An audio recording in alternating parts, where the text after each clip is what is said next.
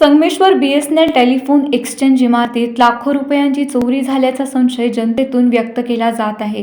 याबाबत नागरिकांमध्ये सर्वत्र चर्चा सुरू आहे।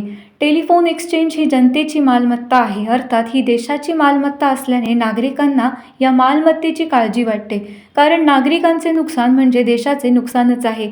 इतकी मोठी धाडसी चोरी होऊन प्रशासनाचे मौन का, असे येथील एका ज्येष्ठ नागरिकाने बोलताना सांगितले।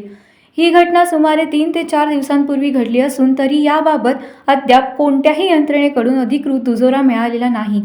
विशेष म्हणजे काही दिवसांपूर्वी याच ठिकाणापासून वर्दळीच्या वस्तीत कसबा येथे रफिक मार्ट फोडून चोरट्यांनी डल्ला मारला होता। हे ताजे प्रकरण असताना आता सरकारी इमारतीत चोरी झाल्याची चर्चा नागरिकांमध्ये सुरू असून जिल्हा प्रशासनाने याची दखल घेण्याची मागणी काही नागरिकांनी बोलताना केली।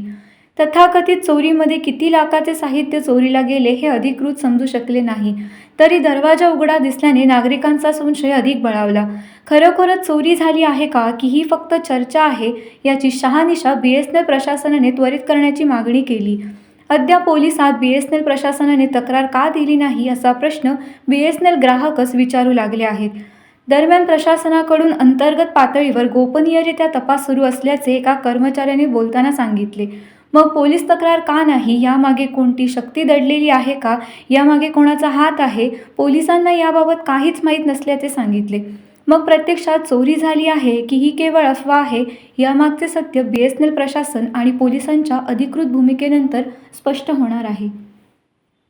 टाइम्स डिजिटलला लाईक करा, शेअर करा, सबस्क्राईब करा आणि बेल आयकॉन दाबायला विसरू नका। Times digital.